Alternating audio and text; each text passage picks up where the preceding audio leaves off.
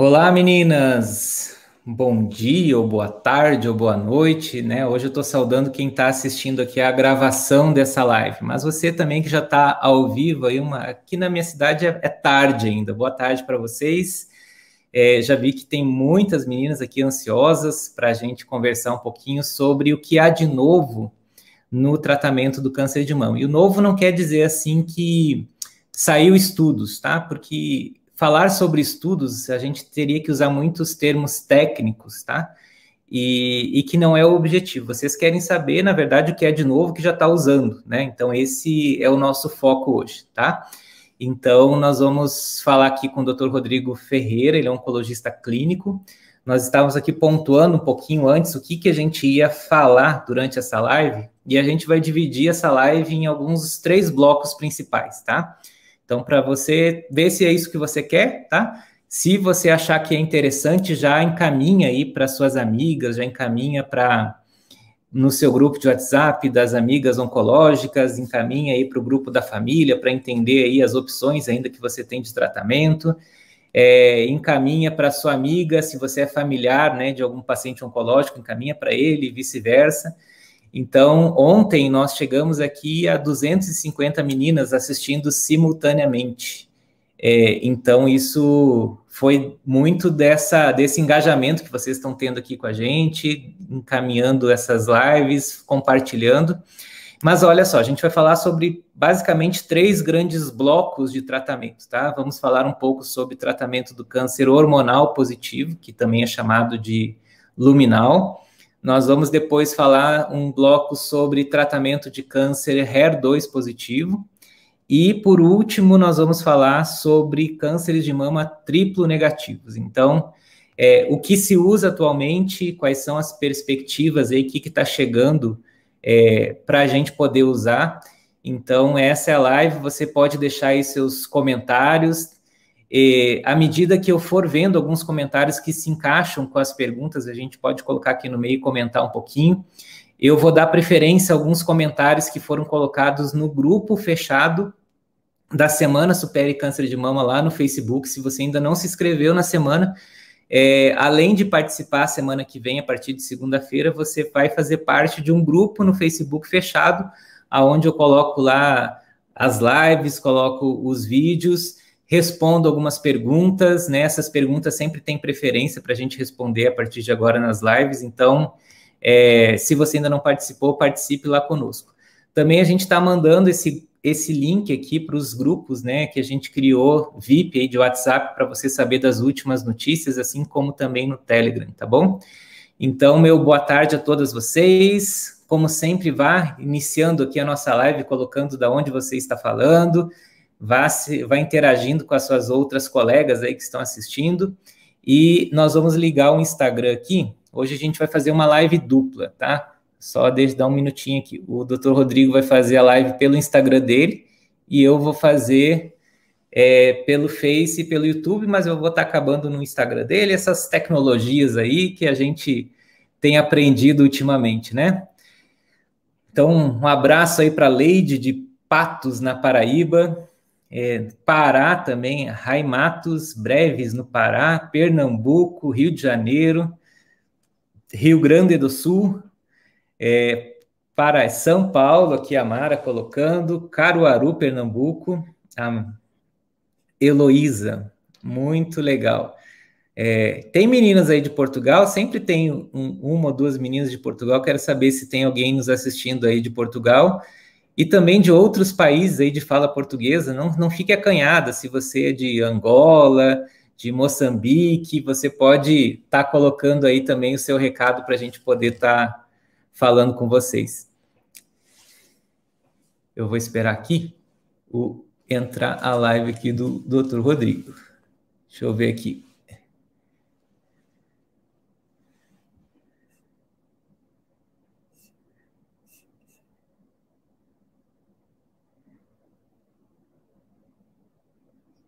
Recebi. Agora eu vou colocar você aqui também. Que bom. Peraí. Agora sim. Agora sim. Estamos aqui duplamente ao vivo, né? Nas redes sociais aí do Dr. Rodrigo, aqui no YouTube, no Face Então, boa noite a todos vocês aí que estão acompanhando também o Dr. Rodrigo Ferreira. Rodrigo, boa noite, tudo bem contigo? Boa noite, Douglas. Tudo ótimo. Obrigado por mais um convite aí, por mais uma live que a gente está fazendo junto, né? Espero que seja aí mais uma de muitas que a gente ainda vai fazer juntos. Sim, e hoje deu certo. Meninas, a gente até testou aqui ao vivo antes, né, para ver se não ia dar um eco que deu da outra vez, mas eu acho que agora parece que está rodando direitinho. Confirme para mim, as meninas do Face e do YouTube, se vocês estão escutando a gente direitinho, e também as meninas lá do Insta, ver se está tudo certo aí com vocês, por favor, para a gente não perder nenhuma informação aqui essa noite. Deixa eu ajeitar aqui para mim ficar mais retinho no Instagram. Aí. Muito bem. Rodrigo, vamos começar a contar algumas coisas. Eu falei ali que a gente vai fazer alguns blocos, né? Para as meninas entenderem um pouquinho, está dando eco. Onde é que será que está dando eco aqui no Instagram? Eu não estou... eu acho que eu preciso diminuir o volume do meu celular. Vamos ver de novo. E aí, meninas, está melhor agora? Deixa eu ver aqui. No Instagram, olha o Instagram, ver se está tudo certo aí. Eu olho aqui no Face. Pode falar, Douglas, deixa eu ouvir. Como é que pode estar dando eco? Deixa eu... Para mim tá bom o áudio, não achei que tá dando eco. Ouve para você ver. Eu achei que tá bom. O teu computador tá com volume diminuído também? Vamos testar isso. Tá com o volume diminuído. O pessoal tá falando que tá ok o áudio. Acho que tá bom, Douglas. Aí tá ok. Aqui não tá. Deixa eu... No Face. Deixa eu testar uma coisa. Se o microfone... Som só com o Dr. Douglas. O Dr. Douglas que está com eco. Então, eco às vezes é daí. Eu tô falando aqui, Rodrigo, vê se aí o seu computador tá vazando algum som aí. Acho que tá. Veja aí. Senão as meninas vão ficar chateadas hoje, ainda mais hoje que elas queriam. E agora? Todas as informações. Não? Tá dando eco? Aí... Deixa eu ver aqui nas minhas configurações. Só um pouquinho, meninas. Áudio. Eu acho que tá bom.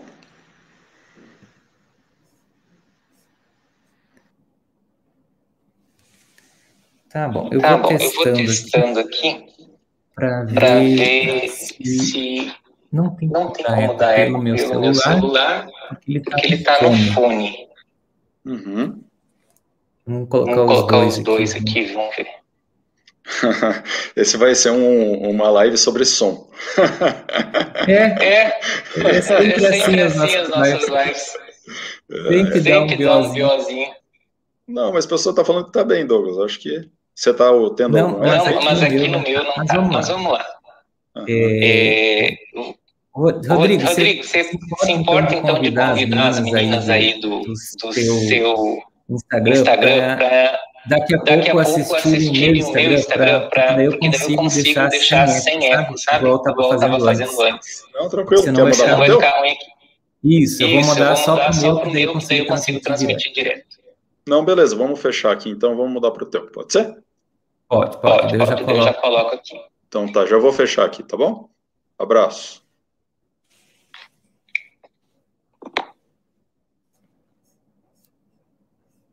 Vai, põe lá, vai você. Por que será que deu eco? O que aconteceu?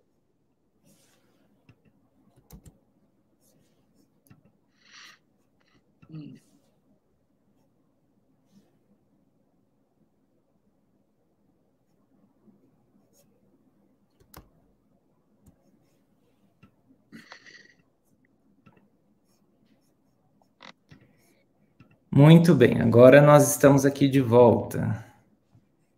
Fala aí, Rodrigo, deixa eu ver se eu te escuto aqui. Tá me ouvindo? Tô ouvindo você bem, tá me ouvindo? Agora sim. Vou entrar lá. Agora sim, meninas, vocês estão escutando a gente sem eco? Vê aí, por favor. A gente está gerando aqui. Muito bem, agora nós estamos aqui de volta.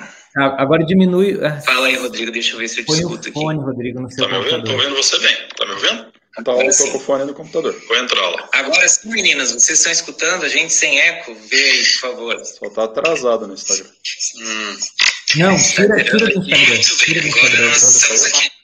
Tirar? Agora sim. É que tava captando o som do... Agora eu acho que deu. Agora tá tudo bem. Todo mundo tá ótimo.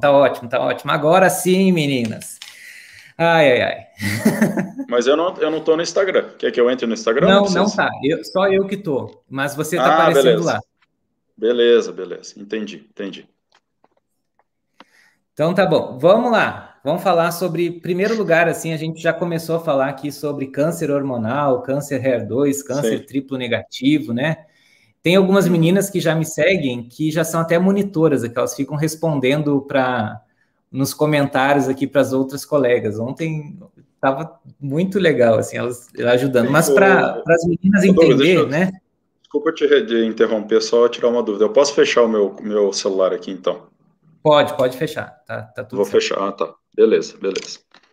Ótimo. Daí, a gente comentando assim, então, para vocês entenderem, meninas, a gente tem os cânceres de mama ductais, que são a maioria dos cânceres de mama, né? Eles são classificados de acordo com as características de um exame que a gente chama imunistoquímica, em 4 grandes grupos. Isso é o que a gente sabe hoje. Deve ter muito mais grupo que vai ser descoberto aí para os próximos anos, mas o que a gente sabe hoje em dia é isso, tá? Que os cânceres são divididos em 2 grupos principais, que são os hormonais positivos, aqueles que têm receptores estrogênio e progesterona, e aqueles que não têm receptores hormonais. Os que têm receptores hormonais são divididos em outros 2 grupos, que são aqueles luminais A, que são aqueles tumores de crescimento muito lento, né, que se multiplicam bem devagarinho, que não tem HER2, os luminais B, que são aqueles tumores que se multiplicam mais rápido, ou que tem HER2 junto, né? Já os cânceres hormonais negativos, tem aqueles que têm HER2, que são os HER2 puros, né? Ou amplificados, ou superexpressos, existem vários sinônimos, a gente vai falar aqui como se fosse puro, tá? E os triplo negativos, os que não têm HER2, não têm receptores hormonais, e normalmente eles têm uma taxa de multiplicação rápida. Então, são esses grupos que a gente vai falar. E qual que é a base, Rodrigo, do tratamento dos cânceres hormonais positivos, os luminais? Será que sempre precisa de quimioterapia ou existe uma outra medicação que é melhor para esse tipo de tumor?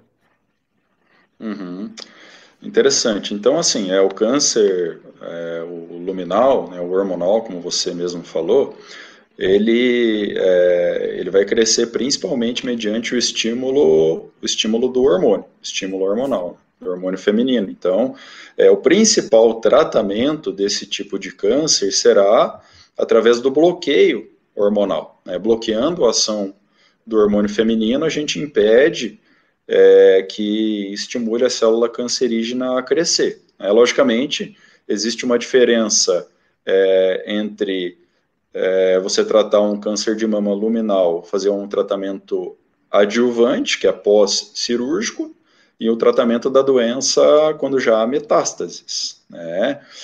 Na paciente que você tem um câncer de mama local, restrito à mama, em que você indica um procedimento cirúrgico, e posteriormente vai ter que fazer quimioterapia, por ser um tumor volumoso, de alto risco, etc., nesses casos, primeiramente você vai optar por um tratamento mais agressivo, seguido da hormonioterapia, do bloqueio hormonal. Agora, na paciente que tenha um câncer já ao diagnóstico, já com metástases, ou um câncer que voltou e que apresentou metástases, não é porque ela tem metástase que obrigatoriamente ela vai ter que fazer quimioterapia, né? Na grande maioria das vezes, inclusive, hoje a literatura ela preconiza que não é necessário realizar quimioterapia no câncer que é luminal, que é hormonal. Apenas o tratamento com bloqueio hormonal, com hormonioterapia, vai ser suficiente, vai controlar a doença e controla muito melhor até do que a quimioterapia. Existem algumas situações específicas em que vai se indicar, né, quimioterapia nesses casos, mas, de uma forma geral, o tratamento é muito mais o bloqueio hormonal, hormonioterapia. Né? Eu costumo explicar para as minhas pacientes que a célula de câncer é como se fosse um carro, né? Aonde você tem a chave para ligar na ignição, né, e ligar o motor. O motor é fazer a célula começar a se multiplicar. Então, para você impedir que esse carro ande, você pode ter 3 maneiras de fazer isso, né? Você pode fazer escondendo a chave ou quebrando a chave, que daí seria os inibidores da aromatase, que impedem com que o hormônio seja produzido. Você pode estragar a fechadura, né, ou tampar ali com uma massinha de modelar, com alguma coisa que impeça que a chave entre. Esse seria o tamoxifeno. Você pode quebrar de uma vez aquela ignição, que seria o fulvestrant, né? Ou você pode mexer lá no motor, que daí a gente mexe no motor com quimioterapia e também com inibidores lá da ciclina, impedindo com que esse DNA se replique. Então, são essas 3 fases, assim, e por falar nisso, assim, por que tem algumas perguntando, assim, por que tem gente que toma anastrozol, por que tem gente que toma tamoxifeno, ou seja, por que tem gente que esconde a chave ou quebra a chave, e por que tem gente que bloqueia a ignição no tratamento do câncer hormonal? Isso, falando de câncer de mama inicial, né, que é o início, assim, do... Tá. Ô Douglas, quer que eu mantenha o fone? Posso tirar? Ou é melhor manter? Não, pode tirar, tá? Esse programa é mais beleza. Pode. Ah, tá. Eu acho que é até melhor. Sem fone é melhor. Então, tá me ouvindo? Tô te ouvindo, tá tudo certo. Ah, ótimo. Vou aumentar o volume aqui. Abaixa um pouquinho o volume do computador. Né? Abaixar? Senão acho melhor deixar com fone. Tá bom assim ou tá muito alto? Tá, deixa eu ver se eu tô me escutando. Bem devagarinho, Com fone tava melhor, mas se para você tá bom assim, deixa assim. Eu vou baixar um pouquinho mais aqui o volume. Então essa questão é bem interessante, né? Quando a gente fala na hormonioterapia adjuvante, que seria posterior ao tratamento cirúrgico, à quimioterapia, o que as mulheres elas têm que entender é o seguinte: por que algumas utilizam tamoxifeno e outras utilizam anastrozol? O tamoxifeno é uma medicação que ela é indicada para as mulheres que não entraram ainda na menopausa, para mulheres pré-menopausadas. Por quê? Qual é o mecanismo de ação do tamoxifeno? O tamoxifeno ele impede que o hormônio feminino haja na mama, ele bloqueia o receptor de estrogênio na mama, impedindo que o hormônio haja na mama e estimule o câncer a voltar. Diferente do anastrozol. O anastrozol ele inibe a produção periférica do hormônio feminino. Né? O hormônio feminino ele pode ser produzido a nível periférico no tecido gorduroso, né? E ele impede esse processo. Então, a mulher que está na menopausa, ela já não tem mais a produção do hormônio feminino pelos ovários. Essa produção vai se dar exclusivamente pelo tecido periférico, pelo tecido adiposo, pelo tecido gorduroso, né? E nesses casos o anastrozol ele vai agir muito bem, impedindo ali o processo de produção do hormônio feminino a nível periférico, tá? Porém, se a mulher ainda não está na menopausa, mesmo utilizando o anastrozol, ela continua produzindo hormônio feminino também pelos ovários. Então, o anastrozol ele não vai ser totalmente eficiente. Nesses casos, é melhor você utilizar, né, o tamoxifeno, que é uma medicação que age ali diretamente na mama, impedindo que o hormônio feminino haja e estimule o câncer a voltar. Por isso que mulheres pré-menopausadas, mulheres que não entraram na menopausa, a gente vai utilizar o tamoxifeno, ou em alguns casos a gente utiliza anastrozol, mas daí com uma outra medicação, né, que é o Zoladex, ou nas mulheres pós-menopausadas, aí sim nós vamos utilizar o anastrozol.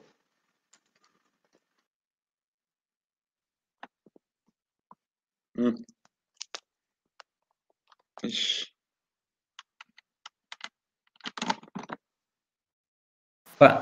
Aqui. Outra pergunta muito frequente, Rodrigo, é sobre o tempo de hormonioterapia. A Andressa Gonçalves aqui, ela perguntou assim, ó, hormônio toma, não é hormônio que você toma, vocês tomam anti-hormônio, tá? Hormônio terapia, parece que é terapia com hormônio, mas é totalmente o contrário, é terapia contra o hormônio. Toma por 10 ou toma por 5 anos a hormonioterapia? Que fatores você leva em conta para indicar 5 ou 10 anos? Até achei muito interessante você ter feito esse comentário, né, da hormonioterapia. Isso se consolidou no Brasil. A gente chama esse tratamento de hormonioterapia. Os americanos não utilizam essa nomenclatura, eles utilizam a nomenclatura terapia endócrina, né, para evitar essa confusão mesmo, né, de que hormonioterapia parece que você está dando hormônio para o paciente, mas pelo contrário, você está impedindo que o hormônio haja, né, para estimular o câncer. E quando que a gente vai utilizar por 5 ou por 10 anos? Nós temos hoje uma classificação que vai subdividir as pacientes com câncer de mama, especialmente os carcinomas de mama iniciais, em 3 grupos de risco, né, as de baixo risco, de risco intermediário e de alto risco. Né? Hoje as risco pacientes que têm... Rodrigo, só esse risco é em relação a quê? Ótimo. Risco de o câncer voltar, risco de recidiva. Né? Então, a gente pega as pacientes que nós descobrimos o câncer de mama numa fase inicial e nós estratificamos elas. Né? A paciente que é de alto risco, nós falamos, ela tem um risco mais alto do que as outras do câncer dela um dia voltar. Nessa paciente, nós vamos ter que tentar fazer um tratamento um pouco mais agressivo, às vezes, em alguns casos, um pouco mais prolongado. Né? Quando esse câncer é um câncer luminal, hormonal, se a paciente ela tem um alto risco do câncer voltar, você fazer apenas 5 anos de tamoxifeno talvez não seja o suficiente para essa paciente. Tá? Então, nessas pacientes é interessante a gente estender o uso do tamoxifeno por 10 anos. Por quê? Se observou nos estudos que geralmente quando esse câncer volta, ele gosta de voltar entre o 7º e o 8º ano. Então, antigamente, a gente fazia 5 anos de tamoxifeno para todo mundo, era padrão. Operava, quando precisava fazia químio, fazia rádio e fazia tamoxifeno por 5 anos para todas as mulheres com tumores luminais, hormonais, né? Mas o que se viu com o tempo é que em muitas pacientes o câncer voltava no 7º, no 8º, no 9º ano. Voltava depois de parar o tamoxifeno. Então, se viu que nesse grupo de pacientes de alto risco, você estender o uso do tamoxifeno por um período maior, por um período mais prolongado, né, que seriam 10 anos, você vai trazer esse benefício de evitar que o câncer volte tardiamente. Né? Nas pacientes de baixo risco, que é o oposto, nessas pacientes a gente vai fazer apenas 5 anos, né? Porque nesse grupo de pacientes não se observou essas recidivas tardias lá com 7, 8, 9 anos, tá? E a grande dúvida que existe hoje aí na literatura são os pacientes que têm o risco intermediário, né? Nós utilizamos de exames genéticos, Oncotype, MamaPrint, para tentar definir aí qual é a melhor abordagem para essas pacientes. Alguns oncologistas fazem uma químio mais intensa e fazem 5 anos de tamoxifeno, outros gostam de fazer 10 anos de tamoxifeno, mas isso ainda é controverso na literatura, né? Muito bem, a gente não tinha falado sobre isso antes. Ó, a Fernanda colocou aqui, mas explica para a gente, olha só, ela perguntou, estou no aguardo do resultado do Oncotype DX para verificar se realmente será benéfica a químio para o luminal A. Em que situações, vamos tentar explicar primeiro o que é o Oncotype, né? Então, o Oncotype é um exame que analisa o tumor, né? Um exame genético do tumor, não é um exame genético seu, tá? São coisas diferentes. Que ele tem ali 21 genes, se eu não me engano, que predispõem a esses riscos que você comentou, né? Ele te dá um score, um número, e dependendo desse número, a gente estratifica número e idade, se essa paciente tem alto risco de câncer voltar ou baixo risco. E daí, no caso do alto risco, além da hormonioterapia, ela faz químio, e se ela tiver um baixo risco, de acordo com o critério e a idade, ela faz só a hormonioterapia. Quando que você pede esse tipo de exame, assim, em que situações, ou que seriam ideais, porque a gente também sabe, né, Rodrigo, que esse exame não está disponível nem nos convênios ainda, assim, de maneira fácil de fazer, né? Tem que fazer um monte de relatórios, às vezes entra advogado na história, mas se a gente tivesse num mundo ideal, onde pudesse solicitar esse exame livremente, digamos assim, né? Para quem que normalmente você solicitaria esse exame? Como eu te falei anteriormente, nós temos esses critérios aí de risco que nós utilizamos para definir em qual grupo a paciente ela vai entrar. Isso falando num câncer mais inicial, né? Basicamente, o primeiro ponto que a gente tem que pontuar quando a gente fala em exame genético, em oncotype, é que o oncotype ele vai ser indicado para as pacientes que têm tumores hormonais, tumores luminais. Então, por exemplo, se a paciente tem um câncer de mama que é triplo negativo ou tem HER2 hiperexpresso, nesses casos a gente já não tem indicação de fazer o oncotype. Inclusive foi a dúvida de uma paciente minha aí na última semana no consultório. Ela tinha um câncer que tinha expressão de receptores hormonais, mas também tinha hiperexpressão de HER2. E ela queria fazer o oncotype. Eu expliquei para ela, não, no seu caso não tem indicação, que são apenas os tumores que são exclusivamente hormonais que nós vamos pedir o oncotype. Pela literatura, né, tumores aí, especialmente os tumores até 2 centímetros de tamanho, a gente indica em algumas situações o oncotype. Existem vários critérios que nós vamos utilizar para definir, logicamente, qual é o câncer que tem maior ou menor risco e tentar estratificar e fazer o exame genético, né? Até acho que não cabe ficar falando todos esses critérios, mas assim, o paciente que é de baixo risco é um paciente que não precisa fazer, porque a gente sabe que ele é de baixo risco, a paciente, no caso, e vai ter que fazer 5 anos de hormonioterapia.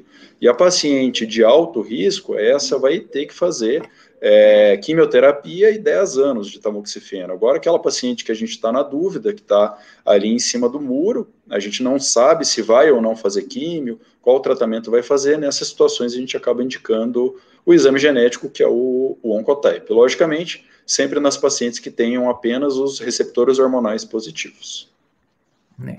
E a Débora,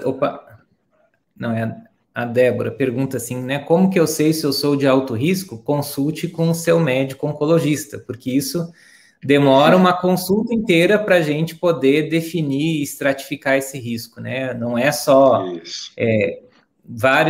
poucos critérios, a gente utiliza vários critérios, Débora, então não é uma coisa que a gente consiga falar aqui de uma maneira muito aberta, né? Porque isso depende de cada caso, tá?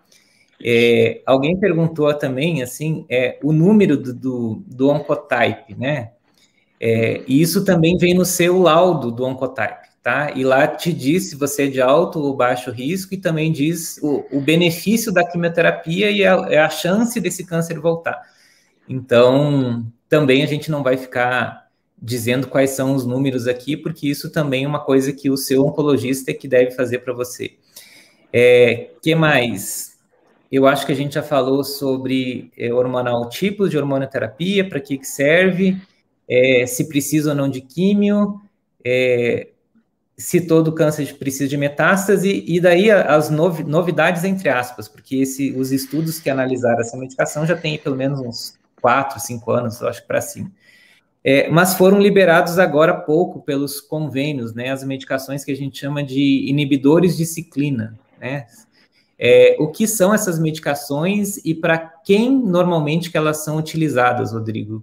Fala aí para a gente.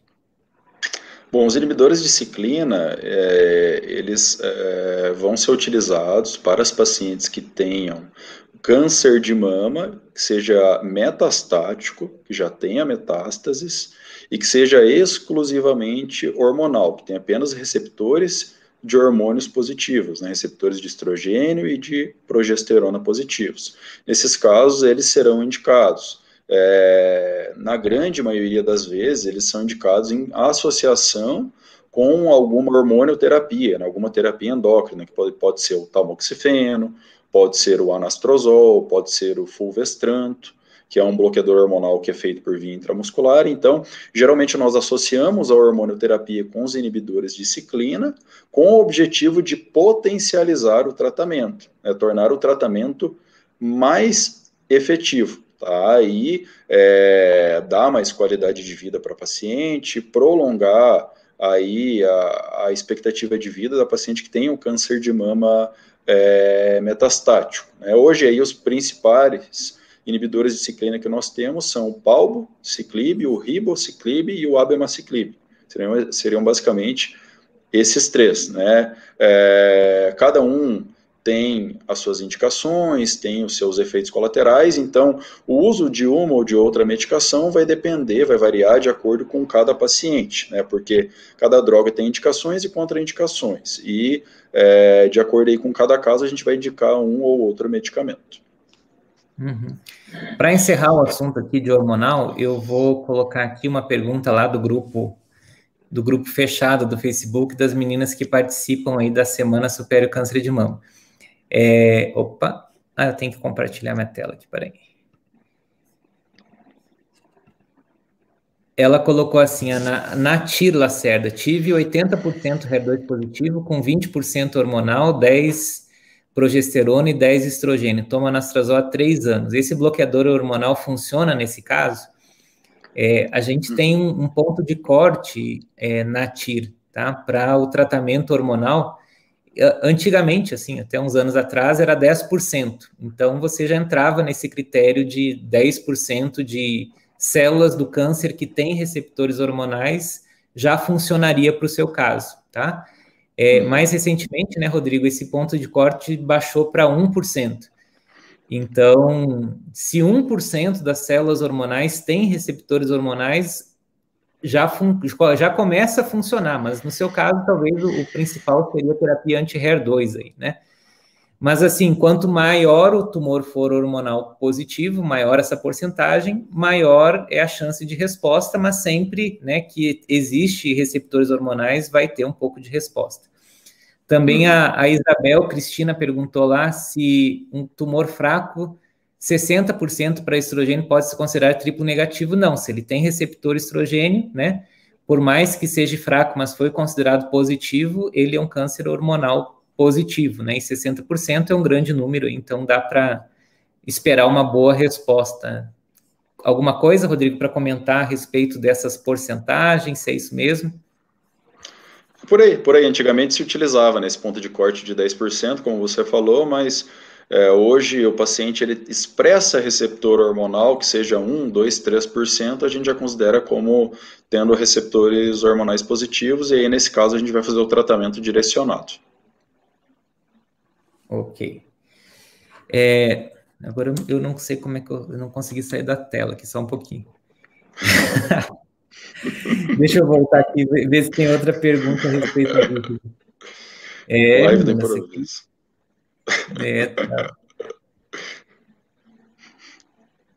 Tá. Vamos começar agora respondendo essa pergunta aqui, Rodrigo, que é uma pergunta muito frequente, ainda mais nos tempos aí de pandemia, tá?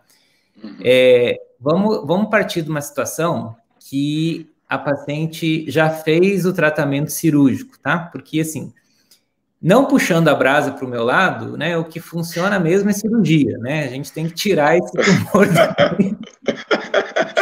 Tem que tirar esse tumor daí com cirurgia. O resto é complemento, né? Tô brincando, menino. Cada tratamento tem a sua hora e a sua etapa e a sua efetividade. Mas vamos lá. No momento que fez a cirurgia, quanto tempo essa mulher pode ainda esperar para fazer químio sem perda do efeito benéfico da quimioterapia para ela? Olha, assim, o grande diferencial que vale a pena a gente citar nesse caso são os tumores triplo-negativos. Os estudos eles têm mostrado que nos tumores triplo-negativos é interessante que a paciente inicie a quimioterapia em até 30 dias após o procedimento cirúrgico, especialmente nesse tipo de câncer, o subtipo triplo-negativo. Para os outros subtipos de câncer, a gente pode até ser um pouco mais maleável. A literatura fala que se você iniciar o tratamento em até 3 meses, não tem prejuízo para a paciente, mas o grande subtipo que a gente é mais rigoroso e tenta iniciar o quanto antes são os tumores de mama, os carcinomas de mama triplo negativos. Eu acho que esse é o mais importante a gente citar, Douglas? Uhum. Eu também vi estudos até 60 dias. Então, assim, né? Uhum. Entre 30 e 60 dias seria o ideal para já começar a fazer, né? Mas a mensagem é quanto antes melhor, mas também a gente entende que a gente vive num momento aí onde a realidade do país é diversa, né? Então, às vezes, tem lugares onde os hospitais estão tão cheios, né, que muitas vezes não podem nem fazer tratamento cirúrgico. E daí, muitas vezes, é uma indicação de começar até a fazer a quimioterapia antes da cirurgia, né? Porque já ia fazer, não que todas vão fazer químio, mas, por exemplo, as pacientes que têm indicação de químio, poderia ser começado antes da cirurgia para tentar aí ganhar um pouquinho de tempo, assim como também a hormonioterapia, principalmente no boom ali da primeira onda da pandemia, as nossas sociedades médicas, assim, às vezes estavam até indicando começar naquelas pacientes hormonais positivas a hormonioterapia já antes, não é uma regra, isso é muita exceção, mas para tentar ir segurando esse tumor luminal, né, para até a hora da cirurgia. Então, essas seriam as indicações, tempo de espera e tudo mais. Agora, se você não tem indicação de cirurgia, né, você não tem indicação de quimioterapia, provavelmente seu tumor é luminal, então teria como utilizar a hormonioterapia antes para depois operar. Vamos lá, vamos falar de químio agora, químio geral, tá? É uma pergunta muito frequente aqui das meninas. Toda mulher precisa tomar quimioterapia vermelha? O que é a quimioterapia vermelha? Para que ela serve? E por que ela é vermelha? Não, por que é vermelha eu já expliquei uma vez, porque a planta onde foi tirada a quimioterapia, né, o sal, ela tem um componente que é vermelho, por isso que ela fica daquela corzinha, não é para assustar ninguém, né, porque você não pensa, nossa, se essa aqui é vermelha, é porque é a pior, né? Então, verdade. é isso mesmo? Será que a quimio vermelha é a pior que tem em termos de efeitos colaterais ou é só uma das medicações que a gente tem para utilizar, Rodrigo? Fala aí sobre as antraciclinas. A quimioterapia vermelha, né, a doxorubicina, ela faz parte de um dos protocolos de tratamento do câncer de mama. Nós temos alguns protocolos de tratamento de câncer de mama, e em um desses protocolos, seria, a gente chama de AC, são duas medicações, dois quimioterápicos que nós utilizamos, um deles é a quimioterapia vermelha, a doxorubicina. Essa medicação, antigamente, ela era quase unânime no tratamento do câncer de mama. Praticamente todas as pacientes que tinham câncer de mama faziam a famosa quimioterapia vermelha, né? E ela tinha muitos efeitos colaterais, principalmente dava muitas náuseas e muitos vômitos, né? Porém, hoje existem outros protocolos de tratamento e em algumas situações a gente não obrigatoriamente vai utilizar essa quimioterapia vermelha.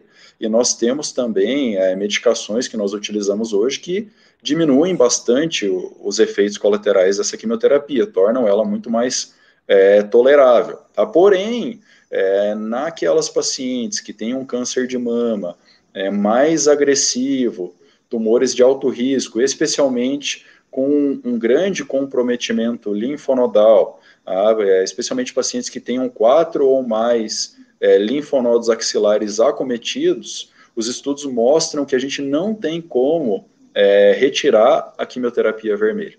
Não tem como a gente retirar. Foi feito um estudo americano chamado até ABC, um ABC Trial, um estudo grande, randomizado, de mais de 5.000 pacientes, em que eles observaram que as pacientes que tinham tumores volumosos, maiores de 2 centímetros, e que tinham comprometimento linfonodal, especialmente pacientes com tumores de mama triplo negativos, elas se beneficiavam da quimioterapia vermelha, da antraciclina, especialmente essas pacientes. Porém, outros perfis de paciente com tumores talvez não tão agressivos, nós podemos aí utilizar protocolos que não incluam obrigatoriamente a quimioterapia vermelha, né? Nós vamos ter outros protocolos de tratamento que às vezes são mais curtos e que vão ter para essas pacientes que não estão aí nesses critérios, vão ter uma efetividade tão boa quanto. Isso vale a gente fazer um comentário aqui, né, que a gente não tira... vou fazer em você, eu vou fazer quimioterapia vermelha porque eu não fui com essa cara. Não tem nada a ver isso, né, meninas, assim. Isso, assim, são milhares de pacientes, muitas vezes centenas de estudos que foram analisados. Daí esses centenas de estudos são reunidos em outro estudo maior, que daí avalia todas essas mulheres desse monte de estudo para dizer que realmente você se beneficia de fazer aquilo. E o que eu beneficia, né? A gente já falou aqui naquele critério de alto, baixo, risco moderado, ou seja, quando se compara grupos de mulheres com características semelhantes, né? Algumas têm menores chances do câncer voltar, algumas têm maiores chances. E a gente tenta melhorar as chances da que tem menos chance, digamos assim, ou tenta melhorar essas chances daquelas que têm um aumento do risco do câncer voltar, fazendo mais tratamento, né? Ou seja, imagina, né, se fazer a quimioterapia vermelha aumenta ali 5 a 6% a mais de chance de cura. Você vai fazer, né? Tipo assim, a gente vai te oferecer para fazer. Então, 5 a 6% é bastante gente, né? Em 100 mulheres, a gente vai estar salvando 6 mulheres. Então, assim, é por isso, assim que os estudos mostram e é assim que a gente decide os tratamentos. Assim é a mesma coisa com a terapia HER2, assim é a mesma coisa com outras medicações, não é da nossa cabeça. E também uma outra coisa, que não dá para ficar comparando um tratamento de uma com outra e nem um tratamento de agora com um tratamento de 5 anos atrás, né? Porque essas coisas evoluem aí, todo ano a gente tem congressos onde a gente vê as melhores notícias, os melhores estudos, atualiza os protocolos, daí a partir dali, muitas vezes o congresso é na sexta-feira, na segunda a gente já está mudando o que a gente ia fazer na semana anterior, né? Sim. Então, isso é interessante para vocês entenderem o que passa na nossa cabeça de médico, assim, né? A gente tem muita coisa pensando ali dentro na hora que está te dando, muitas vezes, a notícia. Que mais? Sobre quimioterapia, vamos falar um pouco de HER2. E daí eu já, essa semana, eu atendi uma paciente que queria fazer isso, assim, né? Pode usar terapia anti-HER2 sem quimioterapia? Ou por que não pode? Por que eu não posso usar só o trastuzumab, que não cai cabelo, que não dá tanto efeito colateral, em vez de eu ter que usar junto com a quimioterapia? Entendi. Isso, logicamente, a gente vai avaliar caso a caso, mas se você tem uma paciente jovem que tem um tumor que preenche os critérios necessários para se utilizar a quimioterapia em combinação à terapia HER2, é muito melhor você fazer o tratamento combinado do que fazer apenas um ou outro tratamento. Você aumenta as chances. Um exemplo, eu vou te dar, de uma paciente que esteja fazendo uma quimioterapia antes da cirurgia, você aumenta as chances de ter uma resposta completa na peça cirúrgica, aumenta as chances de eliminar completamente o tumor. Ou numa paciente que foi operada e que vai fazer a quimioterapia com a terapia HER2 pós-tratamento cirúrgico, vai fazer o tratamento adjuvante. Nessas pacientes, quando você combina os dois tratamentos, você aumenta a chance de cura da paciente. Então, a gente não faz apenas um ou outro tratamento, porque o tratamento combinado, ele é muito mais efetivo. Ele vai aumentar em muito a chance da paciente se curar. Um exemplo que eu dou para você é uma paciente, por exemplo, que faça um tratamento prévio ao procedimento cirúrgico, faça apenas a quimioterapia ou apenas a terapia anti-HER2. Ela vai ter uma chance de 20%, no máximo 30% de ter uma resposta completa, de desaparecer o câncer ali na peça cirúrgica. Enquanto que uma paciente que faça quimioterapia combinada à terapia anti-HER2, essa chance já sobe para 56%, quase 60%, né? Algumas casuísticas chegando aí até quase 70% de chance de resposta completa na peça cirúrgica. Então, você aumenta muito as chances da paciente se curar ao fazer o tratamento combinado. Lógico, isso se a paciente puder realizar esse tratamento. Aí, cada caso tem que ser avaliado. Muito bem. E em terapias anti-HER2, né, a gente tem atualmente algumas medicações, só explicando o que é o HER2, né, se alguém chegou aí depois. O HER2 é como se fosse uma antena que a gente tem na célula, que ela capta sinais de multiplicação, né? Se você está lá na cozinha fazendo, né, seu almoço e cortou o dedo, cortando a cebola, né, ali aquele corte vai liberar substâncias que vão estimular aquela pele, né, aquele tecido, a multiplicar células e regenerar. E na mama a gente também tem células de mama que tem HER2, porque vocês também sabem que a mama cresce, diminui, ela responde a esses estímulos de crescimento. Só que nos tumores que tem que são HER2, por que é isso? Em vez de ser assim, algumas milhares dessas antenas por célula, são quase milhões desses receptores na membrana. Então, aquele sinalzinho fraco, né, ele se torna amplificado. É a mesma coisa que você está com o seu celularzinho assim, e o sinal está fraco, né, e vem alguém com o celular com uma baita antena, com todo cheio de parafernálias ali que amplifica esse sinal. O sinal vai ficar bem mais forte, né? Então, isso é o HER2. E esse sinal, o que ele faz? Ele transmite para o núcleo da célula dizendo, olha, começa a se dividir.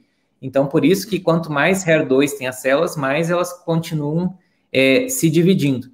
E daí a gente tem medicações que se chamam medicações-alvo, né? Ou seja, elas atuam especificamente nesses receptores HER2, que atualmente a gente tem algumas, as mais comuns aí são o trastuzumab, né? Que é o nome comercial Herceptin, né? Que é o mais famoso, pelo menos. E tem o pertuzumab, né, que é o Perjeta, né, Rodrigo? Isso mesmo. Nome comercial, né? E ainda tem outras que a gente vai falar, mas algumas meninas usaram só um, Rodrigo, outras usaram o trastuzumab mais pertuzumab. O que se leva em conta quando se decide se usa os dois ou usa um só? Bom, primeiro, o que a gente sabe hoje é que as pacientes que tenham tumores maiores do que 2 centímetros de tamanho, né, ou que tenham linfonodos comprometidos e que tenham, logicamente, a hiperexpressão do HER2, são considerados como pacientes com câncer de mama, isso falando no câncer de mama localizado, de alto risco.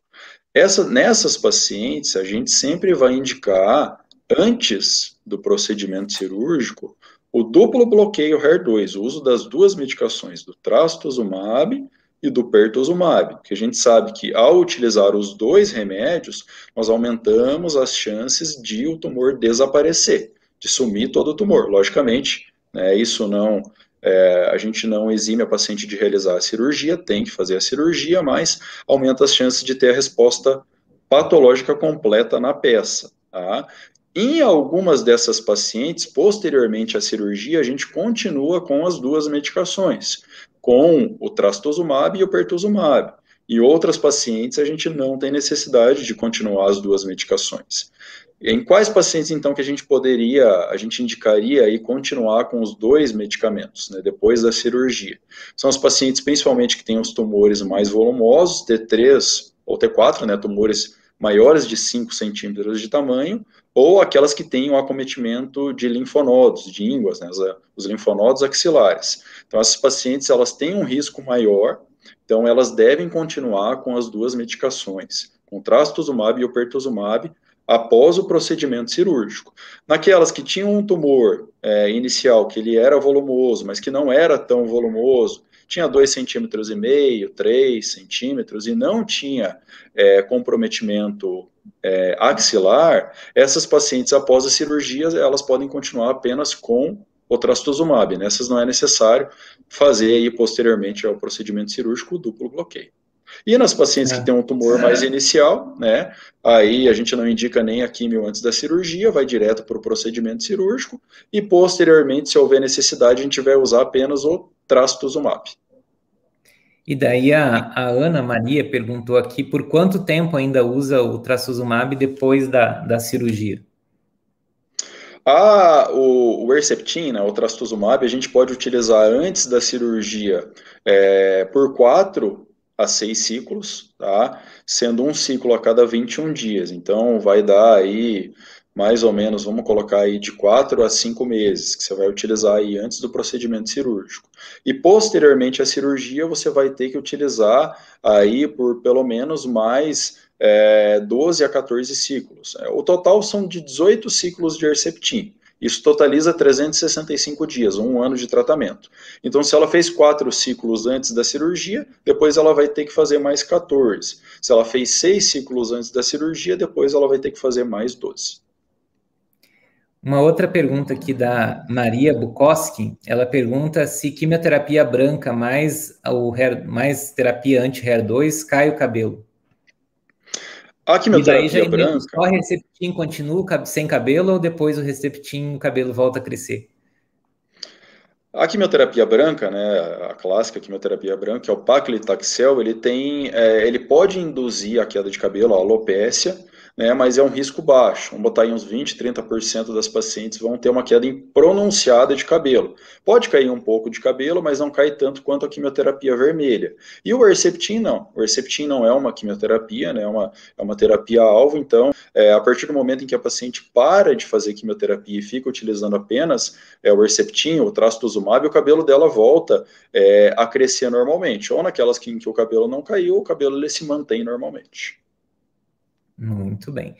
E surgiu uma medicação nova aí acho que nos últimos 2 anos, né, que é um trastuzumab diferente, assim. Explica para as meninas o que é esse trastuzumab diferente e quando que se utiliza ele. Essa medicação se chama trastuzumab emtansina, né, chamada de TDM1. Essa medicação nós vamos utilizar ela em 2 situações. A primeira situação em que ela foi indicada, o estudo inicial no qual se indicou essa medicação, foi nas pacientes com câncer de mama que já tinham metástases e que faziam o tratamento lá com um bloqueio HER2, com o trastuzumab e o pertuzumab, e em que nessas pacientes não havia mais aí resposta a esse tratamento. Os pacientes que tinham falha a essa terapia anti-HER2. Então, as pacientes tinham câncer de mama com metástases, elas utilizavam o tratamento com trastuzumab e o pertuzumab, chegavam em um momento em que esse tratamento ele não funcionava mais e não se tinha mais um tratamento anti-HER2 para fazer. Então, inventaram essa medicação, é o TDM1, aí como segunda linha, uma segunda medicação para ser utilizada nesses casos. É uma medicação muito efetiva para esse tipo de tratamento. Eu tenho no consultório que estão aí há um ano e meio utilizando essa medicação e ela basicamente tem efeitos colaterais muito parecidos com o do Herceptin. O paciente tolera muito bem esse tratamento.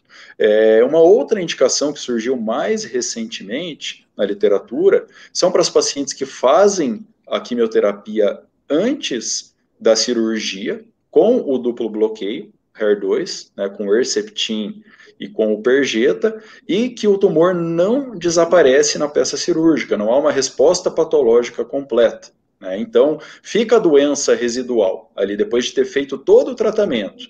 O mastologista fez o procedimento cirúrgico e o patologista analisou a peça e ainda viu que tem doença residual, ainda tem câncer. Nessas pacientes, ao invés de você continuar com o Herceptin ou continuar com o Herceptin e Perjeta, você indica, é melhor você fazer esse medicamento, o trastuzumab emtansina, o TDM1. Essa medicação ela se mostrou mais efetiva nesses casos. Muito bem, Rodrigo. Rodrigo, eu queria te dar os parabéns, não acabou ainda, tá? Eu acho que eu vou ter que te trazer mais seguido mesmo, porque a gente bateu o recorde hoje de audiência, que foram até agora 271 meninas assistindo simultaneamente. E um monte de gente elogiando aqui, Rodrigo. Muito bem, tô até ficando com ciúme, não sei se eu te trago aqui mesmo mais, não. Vou trazer. O que vale é a informação, né? Tô gostando. Muito bem. Agora a gente vai falar sobre triplo negativo. Então, se você tem alguma amiga aí, meninas, triplo negativo, ainda dá tempo de mandar essa live para elas, assistir ao vivo, para ela tentar fazer a pergunta dela aqui. E eu vou introduzir a sessão aqui de triplo negativo. Eu acho que de HER2 a gente já falou a maioria, assim, pelo menos as perguntas mais frequentes. Lá no grupo fechado... Opa, tirei o Rodrigo. Não era para tirar. Lá no grupo fechado da Semana Supere o Câncer de Mama, lá no Facebook, então, fazendo mais uma vez a divulgação aí da semana, você precisa se inscrever, tá, meninas? Porque lá eu vou te mandar o link para esse grupo fechado, vou te mandar materiais, eu já mandei o resumo da live de estilo de vida para vocês lá, mandei o link de uma live que todo mundo ficou perguntando com a Paula a respeito de radioterapia. Então, é importante você se inscrever, tá? Não vai ser ao vivo igual está sendo essas lives dessas 2 últimas semanas. Vai ser uma live, um evento mais fechado para que eu possa ter o teu contato para te mandar esses materiais. Mas a Michele perguntou lá dizendo assim, ó, tenho 38 anos e tive um triplo negativo de 10 centímetros.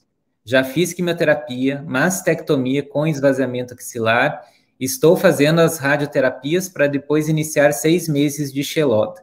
Não tenho casos de câncer de ovário e mama na família, meu médico não pediu teste genético. Existe alguma coisa nova em tratamentos nessa área? Qual a melhor opção para prevenir uma recidiva? E daí lembrando, né, meninas, que o triplo negativo é aquele tumor que não tem receptores hormonais e não tem HER2, ou seja, é um tumor tão diferente da célula de mama original, por causa das alterações que ele sofreu, né, que ele não expressa nada disso. E era um dos tumores que menos se entendia, né, porque antigamente, quando não tinha essa classificação muito bem definida, a gente via que tinha mulheres com o mesmo tamanho de tumor que evoluíam bem, respondiam bem o tratamento, e outras que não evoluíam tão bem, então começou a se refinar essa classificação. E hoje, mesmo nos tumores triplo negativos, está se tentando subclassificar os tumores triplo negativos, mas ainda isso não é uma realidade, né? Isso ainda está em fase de estudos para ver se existem subgrupos de pacientes que respondem melhor a algumas medicações do que outras, né? Porque mesmo nesse grupo as respostas são bem heterogêneas.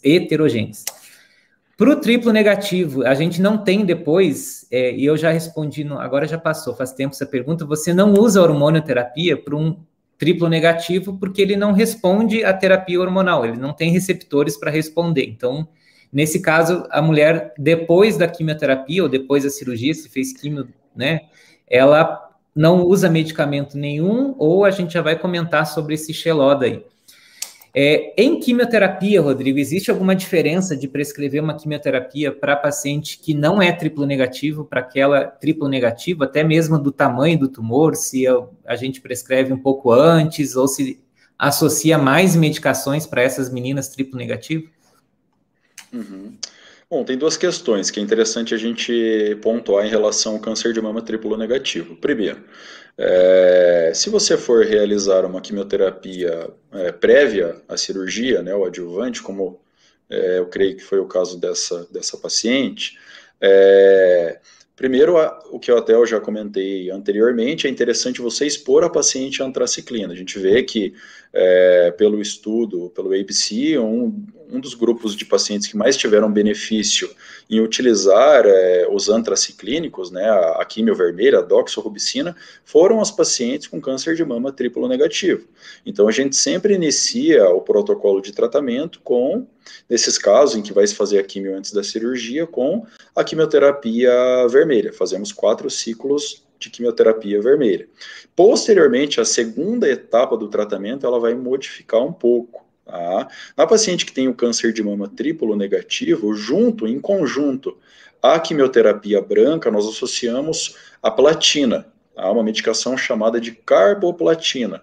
Aí, especialmente para as pacientes que têm câncer de mama triplo negativo, essa medicação, a carboplatina, ela aumenta as chances da paciente ter resposta patológica completa do tumor, desaparecer ali na realização do procedimento cirúrgico. Isso também faz com que se aumentem as chances da paciente se curar. Então, nesse grupo específico de pacientes, a associação da platina, né, no caso nós utilizamos a carboplatina, ela é essencial e ela vai aumentar as chances de cura da paciente. Muito bem. Depois, então, a paciente faz a químio, e por que a Michele, ela está usando esse Xeloda, ou a capecitabina? Existe algum estudo que mostra benefício, e para quais grupos de pessoas que talvez seria um benefício maior de usar essa medicação?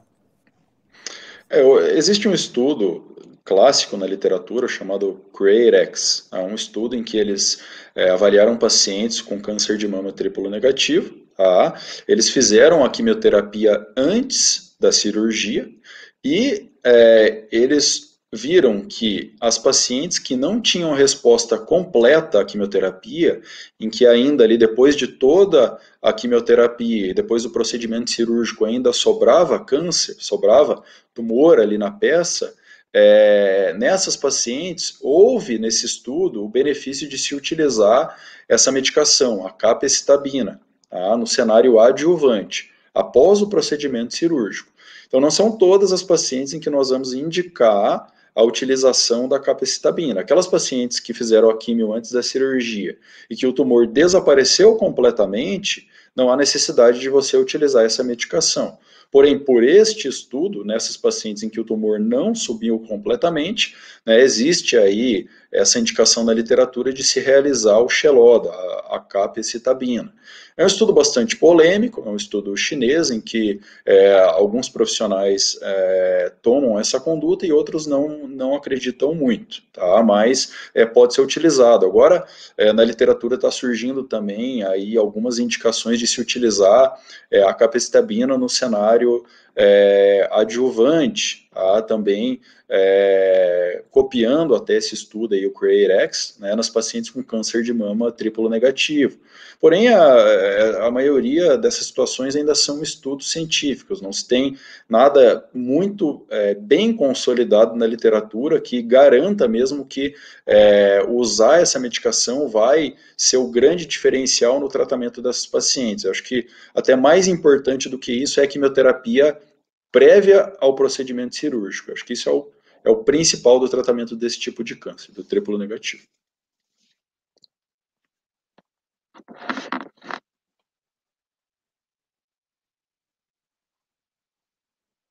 Tá fechado o teu, Douglas. Aí. A Tatiana aqui, né, ela colocou assim, eu fiz a carboplatina e meu tumor não diminuiu, né? Quando se faz um estudo e mostra que teve benefício, não quer dizer que todas as pacientes que tiveram aquele uso de medicação tiveram aquela resposta. Se compara muitas vezes o grupo que usou e que não usou, e normalmente isso é dado em porcentagens, né? Tantos por cento a mais de resposta. Às vezes os dois grupos respondem, só que um mais que o outro, e os dois grupos também não respondem. Então, não existe uma medicação que é 100% efetiva, né, atualmente. Até por isso que a gente associa várias medicações. Outra coisa que é bom pontuar também, que você falou muito bem, né, Rodrigo? Até agora foi um único estudo que mostrou isso. Existem mais estudos em andamento para comprovar. Então, na medicina, tem coisas que, quando o estudo é muito bem conduzido, né, muito bem desenhado, que a gente chama, e comprovou que aquilo aumenta um pouco mais a chance de responder, a gente acaba usando. Às vezes, existem várias questões que a gente, não que duvida que o estudo funcionou, mas assim, põe em xeque alguns dados metodológicos, digamos assim. Então, é preciso outro estudo que faça a mesma coisa, muitas vezes, que mostre que realmente aquele estudo estava certo. E isso não é coisa de um dia para o outro, né? São coisas aí de anos para isso dar certo. E depois, por final, existe um que a gente chama de meta-análise, ou seja, pega todos esses estudos que analisaram a mesma coisa e vê se existe, juntando todos eles, essa mesma resposta, né? Porque às vezes tem metade dos estudos mostraram que funciona, metade não funciona. Então, esses estudos maiores, né, de meta-análise, eles realmente analisam se no final da balança pende mais para um lado ou para o outro. E daí, já respondendo a pergunta também da Tatiana, ela pergunta assim, né, o que há de novo no tratamento do câncer de mama triplo negativo, né? Quais são as opções aí de medicações? Nem todas são no cenário, por exemplo, né, de adjuvância, que a gente chama do câncer inicial, algumas são já no câncer de mama triplo negativo com metástase, mas o que aí tem de últimos lançamentos, dá para dizer assim, em termos de tratamento do triplo negativo? O triplo negativo, quando a gente fala no cenário neoadjuvante ou adjuvante, basicamente o tratamento ele vai se basear em quimioterapia. Lembrando até para as pacientes que não têm esse conhecimento, a capecitabina, o Xeloda, é uma quimioterapia também. Né? É em comprimido, mas ela é uma quimioterapia. Né? Não é porque é comprimido que é um outro tipo de tratamento, é uma quimioterapia oral.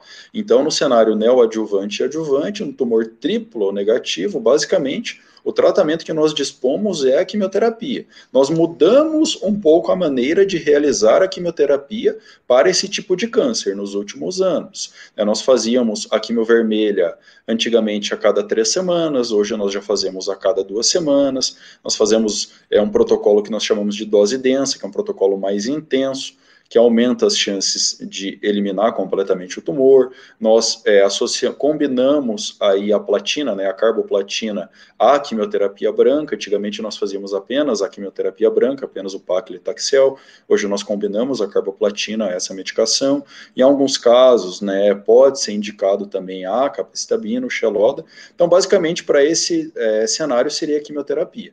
Agora, quando a gente entra no câncer de mama triplo negativo metastático, para esse tipo de câncer nós temos novos tratamentos que surgiram e estão disponíveis. Tá? Para as pacientes que tenham câncer de mama metastático e que tenham a expressão de uma molécula chamada de PDL1, nós podemos utilizar a imunoterapia. Hoje, esse é um dos tratamentos modernos que surgiu aí na oncologia, acho que nos últimos 5 a 6 anos, iniciou com melanoma e câncer de pulmão, e hoje está se estendendo para vários tipos de câncer. E para o câncer de mama triplo negativo, quando há a expressão desse PDL1, é importante destacar isso, né, nós podemos utilizar a imunoterapia. Lembrando que, nesses casos, a imunoterapia ela vai ser combinada à quimioterapia. Tá? Não tem como você utilizar apenas a imunoterapia. O estudo que mostrou o benefício de utilizar a imunoterapia nesses casos foi em associação com quimioterapia. Tá? Existem também aí drogas anti-angiogênicas que nós podemos utilizar, como o bevacizumab, o Avastin, em combinação a quimioterapia, para esse caso de câncer de mama triplo negativo metastático, e estão surgindo aí drogas novas moléculas que nós podemos utilizar para aquelas pacientes que muitas vezes não vão tolerar a quimioterapia. É uma droga nova que surgiu aí recentemente, que pode ser indicada em alguns casos específicos de câncer de mama triplo negativo, são os inibidores de PARP. Tá? A grande droga aí que nós temos como exemplo se chama olaparib. Tá? Mas em qual situação que nós vamos indicar esse inibidor de PARP? Inibidor de PARP, esse sim, não é uma quimioterapia, é uma medicação oral, tá? Que nós vamos indicar para as pacientes que tenham câncer de mama, triplo negativo com metástases, que tenham mutação no BRCA, tá? Que é um gene supressor tumoral, e que não tenham doença de alto volume. Tá? O que seria doença de alto volume? Uma doença muito extensa. Exemplo, a paciente tem muita metástase nos ossos, tem muita metástase no fígado, no pulmão, ela tem muito sintoma. Essa paciente, a gente tem que resgatar ela primeiro com quimioterapia, tá? Para aliviar os sintomas dela. Agora, se ela tem uma doença mais indolente, menos agressiva, e preenche todos esses critérios, aí sim nós podemos, como uma das opções, até utilizar o inibidor de PARP, essa medicação oral chamada de olaparib. Então, várias opções aí de tratamento. Sim, e cada vez mais, né? Porque, como eu falei, esse é o câncer que tem sido mais bem estudado, né? Em termos de imuno, as mulheres que... Eu vou tentar simplificar um pouco, mas o Rodrigo falou... Eu digo para as minhas pacientes o que é imunoterapia, Rodrigo. É como se fosse uma blitz aí nas ruas. Aqui a gente mora, tem de vez em quando umas blitz aí, né? Onde geralmente, quando se vê, tem um monte de moto encostada, de carro encostado. Por quê? O que na blitz faz?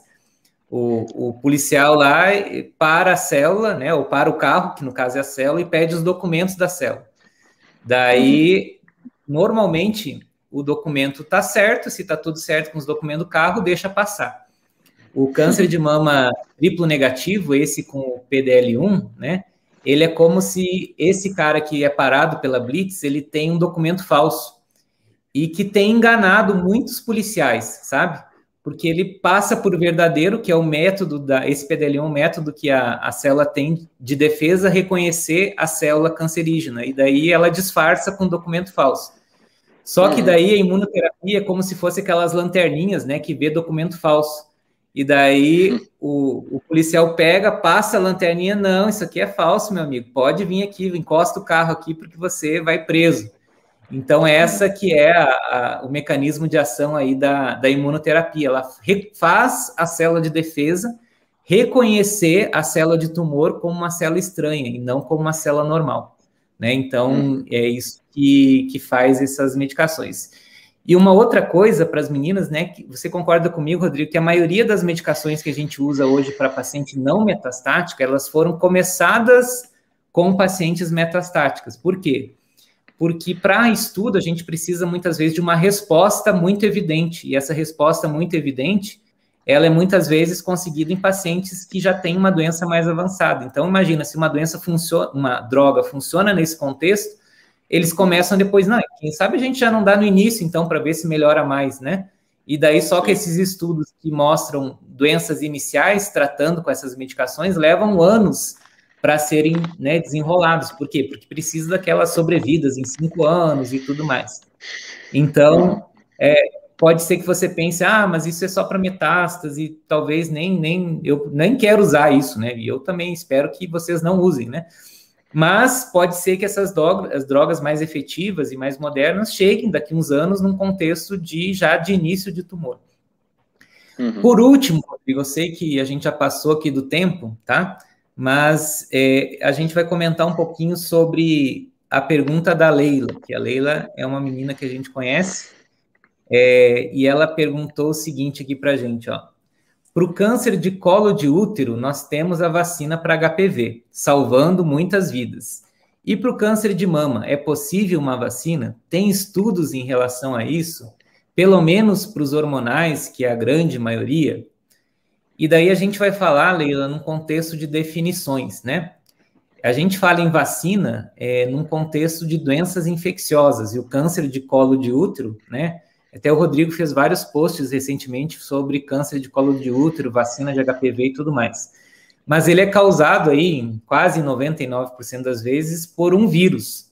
Então, esse vírus foi isolado, feito uma vacina contra o vírus, e se a gente combate o vírus e a mulher não tem esse vírus por causa que ela foi vacinada, digamos assim, ou não tem os vírus que causam mais câncer, consequentemente diminui a incidência de câncer de colo de útero. Câncer de mama não é causado por um agente infeccioso, né? Eu já falei em várias lives que são vários fatores, é multifatorial. Então, uma vacina, pela definição, que nem a gente tem vacina para Covid, vacina para gripe, vacina para poliomielite, isso não é uma definição normalmente que se usa nesse contexto de câncer de mama, tá? Outra coisa, muitas das coisas que se falam que é uma vacina, na verdade, são medicações quimioterápicas ou medicações-alvo, por exemplo. Né, Rodrigo? Muitas se referem até o Herceptin, né, o trastuzumab, como sendo, agora, a partir de agora, eu só vou tomar vacina. Mas, na verdade, não. Ela está tomando uma medicação que é efetiva contra determinado tipo de tumor. Eu dei um Google agora há pouco nas principais notícias a respeito de vacinas e câncer de mama. E a maioria dessas vacinas que se dizem que é para câncer de mama, na verdade, são medicações novas que estão sendo testadas, né? Inclusive para tumores de mama triplo negativos. Então, assim, a melhor vacina para o câncer de mama, né, que anteontem eu comentei na live de estilo de vida, é você manter um estilo de vida saudável. Essa é a melhor vacina, tá? É claro que, como toda vacina, mesmo que você faça isso, não garante que você não vai ter um câncer de mama, mas provavelmente vai inibir, né, com que você tenha grande parte dos cânceres em geral, como também, muitas vezes, você até teria um câncer, mas vai ter ele mais tarde, porque vai precisar de muitas alterações ainda para ele se desenvolver. Então, a gente ainda não tem vacinas, né, contra câncer de mama. E se aparecer alguma notícia, se aparecer alguma coisa aí no Facebook, o parente lá mandou pelo WhatsApp para você, converse com seu médico a respeito disso, tá? Converse se isso realmente não caia em falsas notícias aí que muitas vezes andam aparecendo hoje em dia, tá? Você tem alguma coisa, Rodrigo, para comentar sobre vacina, além do que eu falei, assim? Não, acho que é isso, desconheço. Muito bem. Rodrigo, eu acho que chegamos aqui, as meninas até pararam de perguntar aqui, eu acho que a gente conseguiu esgotar aqui todos os assuntos. Tem muito mais coisa que a gente poderia comentar, mas eu acho que de principais, assim, os pontos chaves dos tratamentos mais recentes, a gente acabou falando. Fica aí o convite para você vir em outras oportunidades aqui para aumentar o recorde seu aqui de 271 meninas assistindo a gente aqui simultaneamente. para terminar, eu vou responder a Tatiana aqui. Peraí, Tatiana. Essa aqui eu disse que não ia dizer para o Rodrigo essa aqui, mas tudo bem, vamos lá. Ozonioterapia é eficaz contra câncer? Não, Tatiana. Se fosse eficaz, o Rodrigo estava receitando ela aqui no consultório, tá? Então, assim, não se tem estudos efetivos com grande número de pacientes que comprovem que essa terapia ela é efetiva nem contra triplo negativo, nem contra qualquer outro tipo de câncer, tá?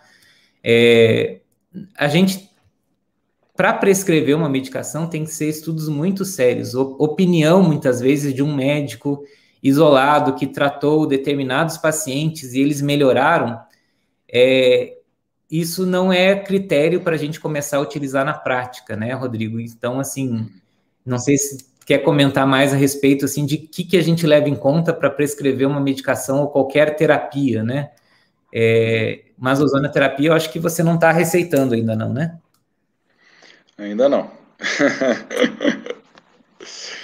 O tratamento, qualquer tratamento, né, Douglas? Não só o tratamento oncológico, mas qualquer tratamento médico, ele deve passar por uma série de estudos científicos. Hoje nós temos estudos científicos de fase 1, de fase 2 e de fase 3, que são os ensaios clínicos randomizados, né? São estudos grandes, com um grupo populacional, na grande maioria das vezes, grande, né, em que a gente vai analisar de forma séria, por excelentes profissionais, por cientistas, na grande maioria das vezes doutores e pós-doutores, né, profissionais com PhD, faremos aí uma análise minuciosa de quais medicações realmente são efetivas no tratamento de cada tipo de doença.